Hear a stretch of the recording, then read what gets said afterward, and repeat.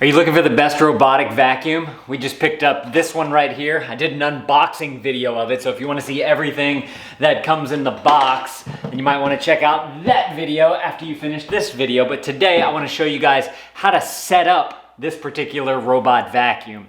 First of all, hi to all the new dads out there. This is Dad Reviews. This is where I give you my unedited, hopefully more authentic look at the products that we like to use and have and buy to clean our floors and keep them clean.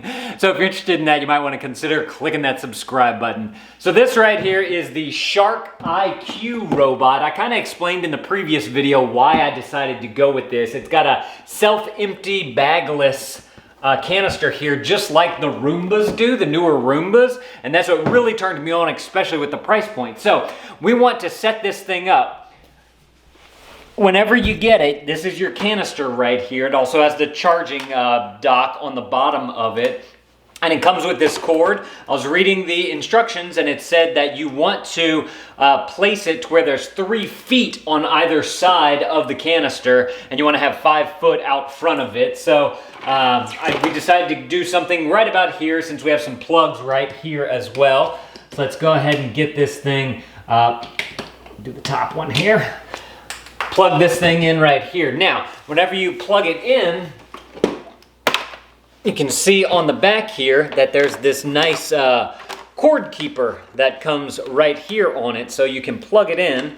That way you get your power to it, but then you can hide all the extra cord that would be lagging using this cord keeper right here. And then it also has divots on either side right here so that you can have the cord come out onto either side. I'm gonna go ahead and unplug this right now so I can get this thing wrapped around here and you guys can see how this actually performs. Now I'm assuming that you should plug this in to the base first and then plug it into the wall. The instructions didn't really say.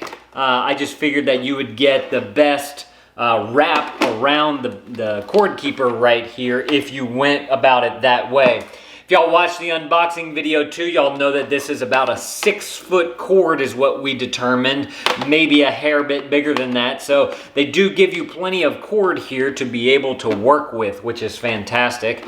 Let's see, we'll go around one more right here and then we're gonna put it through the slot, this nice little slot that they give you to hold it in place. And then we can put that right there. We can plug this in right here. Very nice. So, that is the cord. You could probably get one more round on that thing, but I'm not gonna bore you guys with that.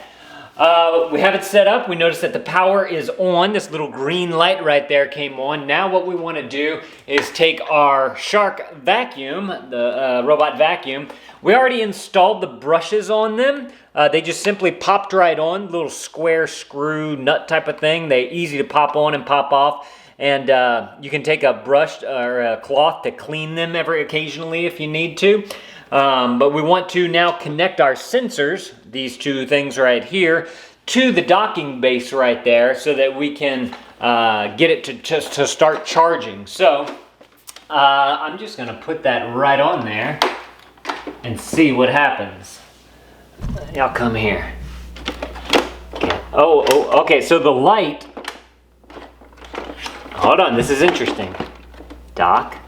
Okay, the light turns blue right there, as you can see, and that tells you that the robot is, in fact, charging right now. Now, that's the sound of the vacuum. Why is it doing it? I guess it's testing it, maybe? Actually, yes. Whenever I was reading the instructions, it mentioned that it's going to run the vacuum to make sure that it's working and to kind of test it out and whatnot. They have this little quick start guide that I showed you guys in the previous video too. And that was one of the things that they noted. And I'm glad that I read this quick start guide so that I knew that would come on so that I didn't put this thing charging whenever my son was sleeping, because that probably would have, possibly could have woken him up. But yeah, brushes, the base, plugging it in. Oh, you do need to make sure whenever you do bring your robot to charge. I forgot to mention this, that we found this in the previous video. There's a little switch on the side here. You want to turn that on And then now that's gonna turn green while it's here and let you know that it is in fact charging. And you have your battery indicator right there saying that it's charging. You got pulsating lights right. Let's get cleaning. Let's get cleaning. So now it's testing it out again, it looks like, which is fantastic.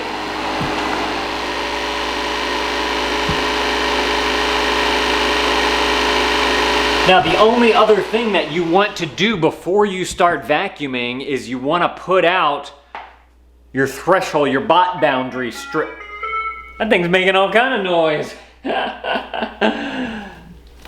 All right, what do we have now? Looks like we got a blinking light right here.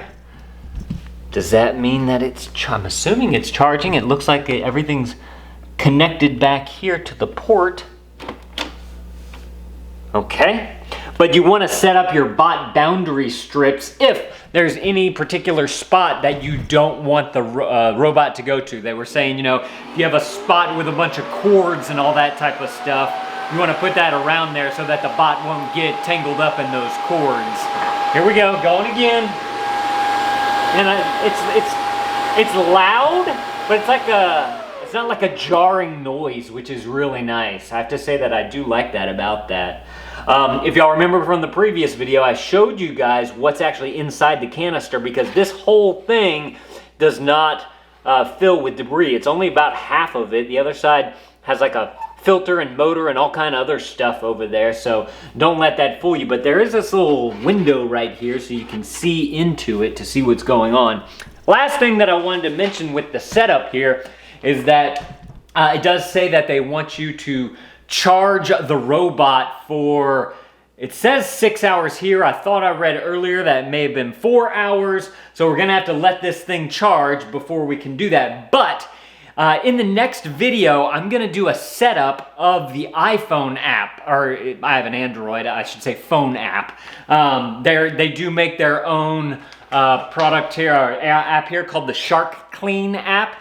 And this is where you're gonna find all of the different mapping features, how to connect it to your Google Assistant or Alexis, how to get it connected to Wi-Fi. And so we're gonna do that in this video right here. If you guys wanna see what it takes to set up the app, go ahead and click that video. I'll see y'all in that video. Thank y'all for watching. That thumbs up is always appreciated, and Dad out.